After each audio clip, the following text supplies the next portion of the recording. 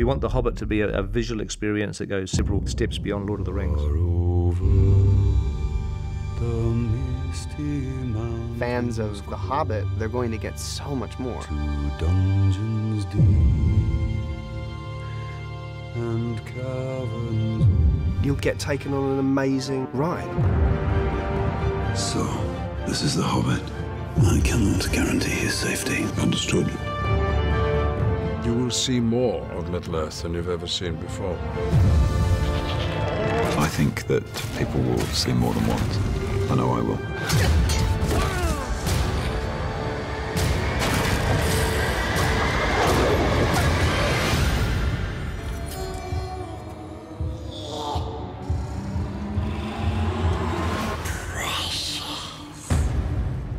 When we made The Lord of the Rings, I was absolutely sure that that was going to be a once-in-a-lifetime experience. I never realised that 10 years later, we were doing it all over again. We actually shot for 266 days on The Hobbit, which was exactly the same number of days that we shot on The Lord of the Rings. So I've sort of done the once-in-a-lifetime experience twice, but not a third time. There won't be a third time. It was a little bit like returning to summer camp. You know, so many of the people who were part of the first journey are part of this journey. It's all coming back to me. It was extraordinary coming back onto set with those same people. You looked around at all the faces in the crew and thought, here we go. The same creative talent. 20 or 30 of the most senior people were Lord of the Rings veterans. What a would have treat. thought it would ever have happened again. I know. To have a chance to return, pop the wig on and the feet on, it kind of feels like I've stepped into a time machine. And I get to meet all of these other actors who are coming along for the real long journey and sort of seeing in them a little bit what we felt like when we started.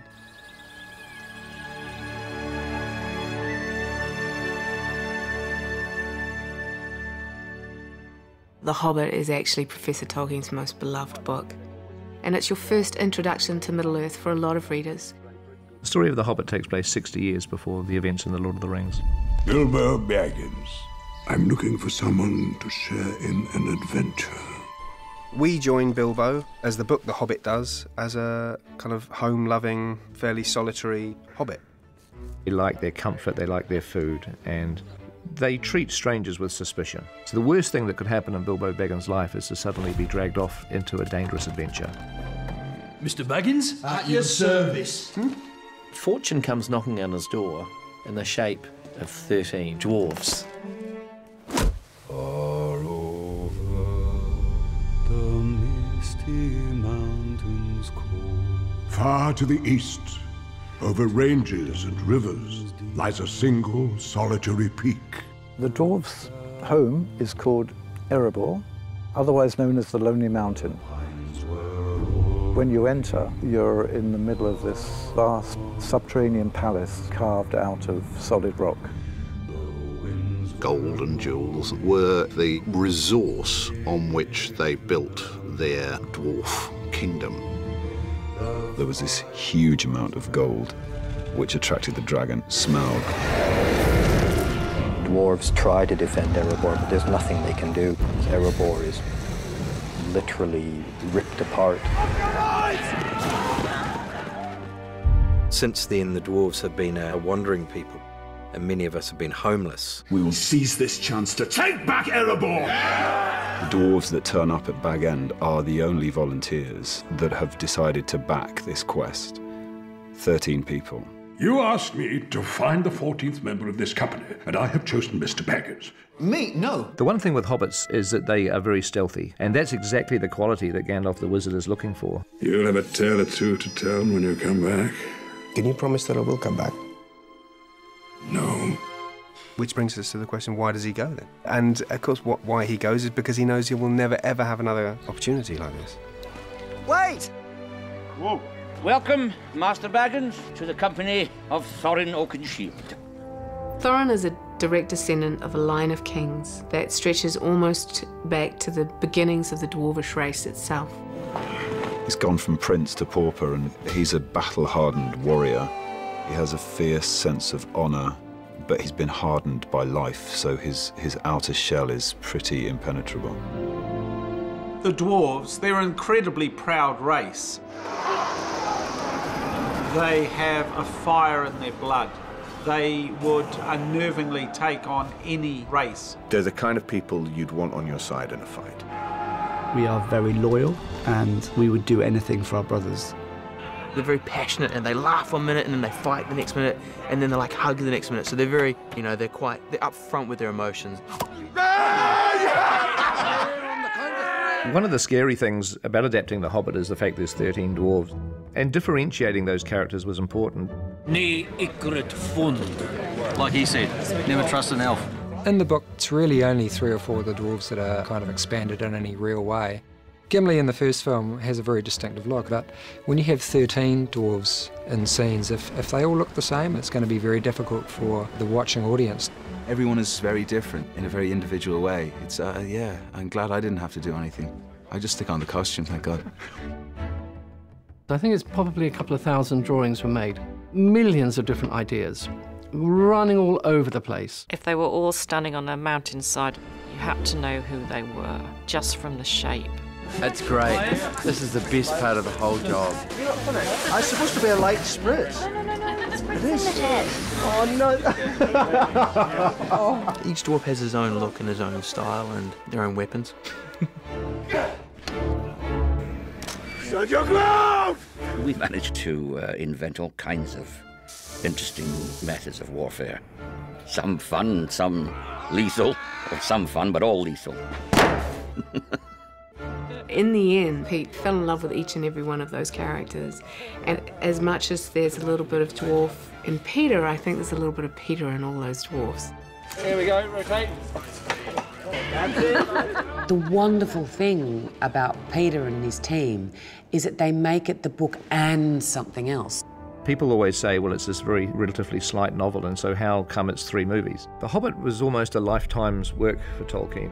We went into the Appendices, which you find at the end of The Lord of the Rings, and you learn very specifically about events that occurred in The Hobbit. We're actually expanding The Hobbit, but using Tolkien's notes in the Appendices very much as our blueprint. Gandalf, where are you going? Gandalf in The Hobbit, he's often away doing other business, and quite what that is not revealed in the novel. In the films, we get to see what Gandalf was up to when he wasn't on the journey.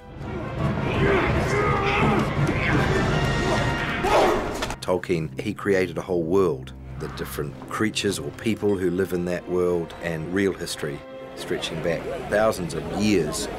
There's going to be some new characters that are part of Tolkien's story that people haven't thought about. The dark part has found a way back into the world.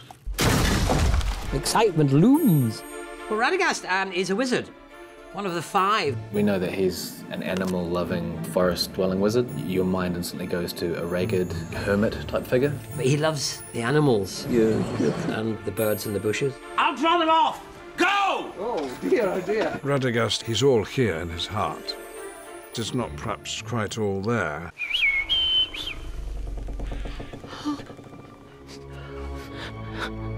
The trees! They're diseased! Radagast discovers that something's going wrong in his immaculate forest. Trees are dying, animals are dying. Something's wrong, something's terribly wrong. Middle-earth seems to be just beginning to rumble and tumble. For 400 years, we have lived in peace. Are we at peace? Orcs attacked us on the road. As part of the expanded Middle-earth universe, Tolkien came up with the idea of the White Council, which is the United Nations of Middle-earth to some degree. Gandalf, Elrond, Galadriel, Saruman, they play a role in illuminating those sort of broader political landscape. The White Council. They represent enormous power. There's suspicion amongst all of them that there's this building power of evil getting stronger and stronger. It has to be more than just the dwarves' quest, because their quest is being affected by Middle-earth events and the rise of evil. Seeds being planted for what eventually becomes the time period that we meet in Lord of the Rings, that lead to the great fight for Middle-earth.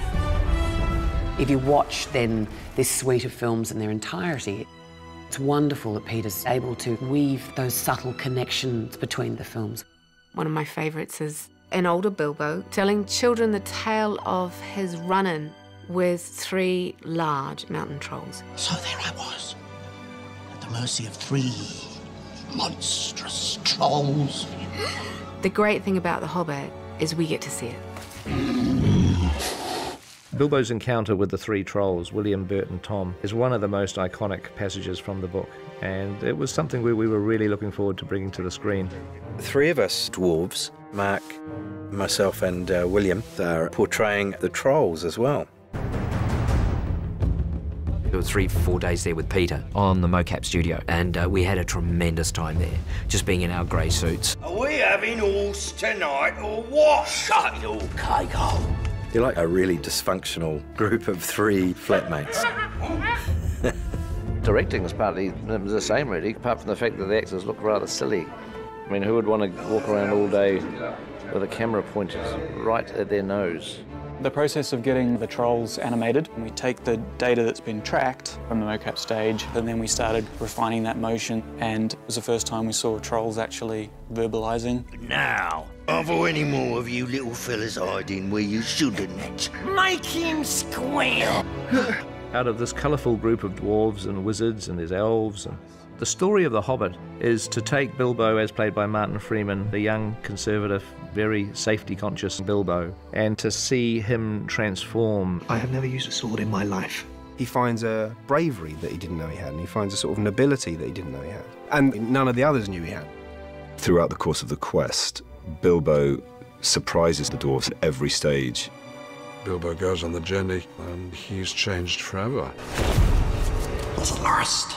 Yes, yes, and I want to get unlost as soon as possible. Now keep your distance. I'll use this if I have to.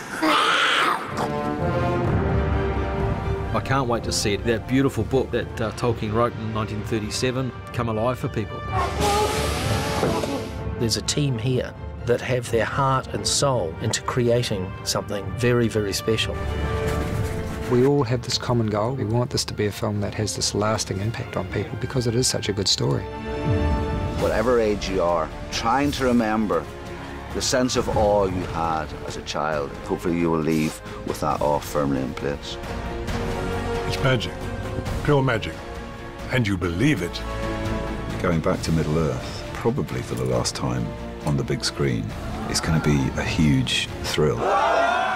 For the fans, these films are a return to a world that is both familiar but also entirely unexpected. I'm going on an adventure! Step into the world, step into Middle-earth, come on this adventure with us.